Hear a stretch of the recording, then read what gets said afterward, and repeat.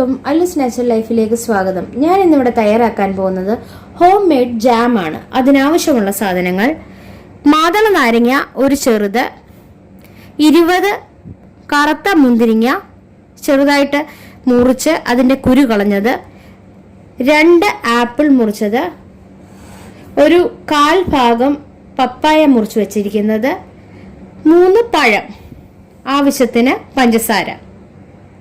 മിക്സിയുടെ ബൗളിലേക്ക് ഞാൻ എല്ലാ ഫ്രൂട്ട്സും ഇട്ട് കൊടുക്കുന്നുണ്ട്. പഴം,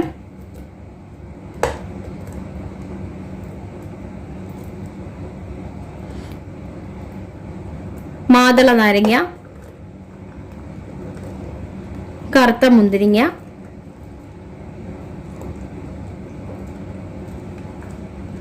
ആപ്പിൾ,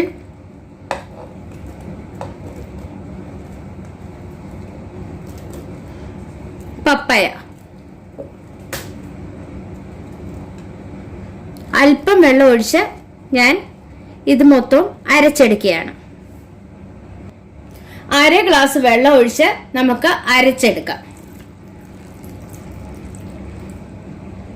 മിക്സിയിൽ നമുക്ക് അരച്ചെടുക്കാം.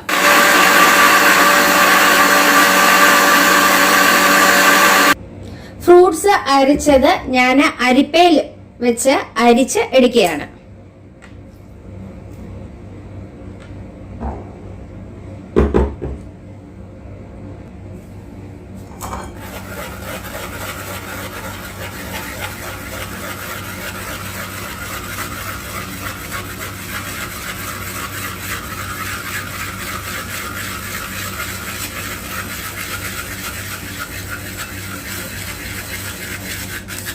അരിച്ച് നല്ലതായിട്ട് എടുക്കുകയാണ്.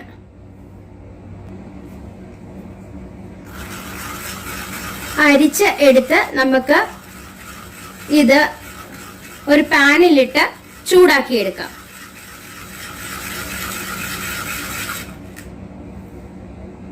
ഇതിനകത്തെ കുരു വന്നത് ഞാൻ കളയുകയാണ്. ഇതിനകത്തിടത്തില്ല.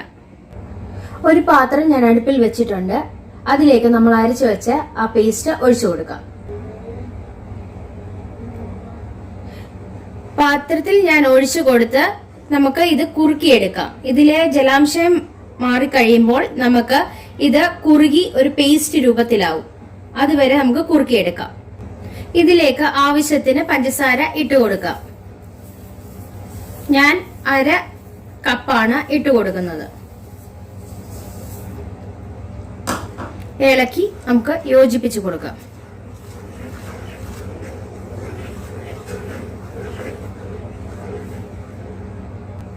ഈ ജാമിലെ വെള്ളം മൊത്തവും പറ്റി ഇത് കുറുകി വരണം. അതുവരെ നമുക്ക് കുറുക്കിയെടുക്കണം. എൻ്റെ കയ്യിലുള്ള ഫ്രൂട്ട്സ് കൊണ്ടാണ് ഞാൻ ഈ ജാം ഉണ്ടാക്കുന്നത്. ഇതിനകത്ത് നമുക്ക് ഇഷ്ടമുള്ള ഫ്രൂട്ട്സ് ഒക്കെ നമുക്ക് ചേർക്കാവുന്നേ ഉള്ളൂ. സ്ട്രോബെറി ചേർക്കാം, പൈനാപ്പിൾ ചേർക്കാം, നമുക്ക് ഇഷ്ടമുള്ള എല്ലാ ഫ്രൂട്ട്സും ഇതിനകത്ത് ചേർക്കാവുന്നതേ ഉള്ളൂ. ഈ ജാമിനകത്ത് ഞാൻ പ്രിസർവേറ്റീവ്സ് ഒന്നും ചേർക്കുന്നില്ല. അതുകൊണ്ട് നമ്മൾ നനവില്ലാത്ത സ്പൂൺ വെച്ച് വേണം ഇത് നമ്മൾ ഉപയോഗിക്കാൻ. നനഞ്ഞ സ്പൂണോടോ കൂടിയോ നനഞ്ഞ പാത്രത്തിലോ നമ്മൾ ഇത് എടുത്തു വെക്കാൻ പാടില്ല. ഇതിലേക്ക് 1/2 മുറി നാരങ്ങ പിഴിഞ്ഞത് ഒഴിച്ചു കൊടുക്കാം.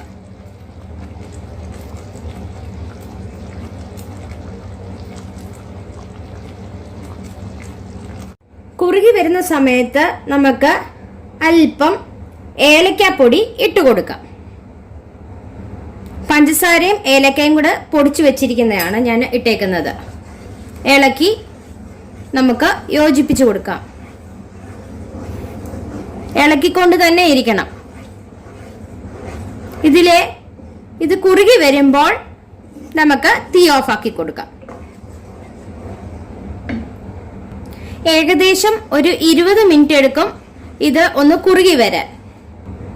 കൈ വിടാതെ നമുക്ക് ഇളക്കി ചേർത്ത് കൊടുക്കണം. ഇല്ല എങ്കിൽ ഇത് പൊട്ടിത്തെറിച്ച് കയ്യിലെല്ലാം വീഴാൻ ചാൻസ് ഉണ്ട്. ജാം കുറുകി വരുന്നുണ്ട്. നമുക്ക് നല്ല രീതിയിൽ കുറുക്കി എടുത്തില്ല എങ്കിൽ ജാം പെട്ടെന്ന് അഴുക്കായി പോവാൻ ചാൻസ് ഉണ്ട്.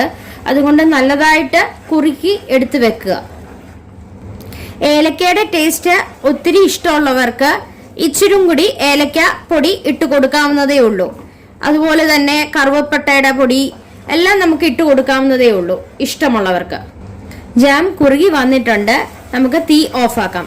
നമുക്കിനി സെർവിംഗ് പ്ലേറ്റിലേക്ക് മാറ്റി വെക്കാം. അങ്ങനെ നമ്മുടെ സ്വാദിഷ്ടമായ മിക്സഡ് ഫ്രൂട്ട് ജാം റെഡി ആയിട്ടുണ്ട്.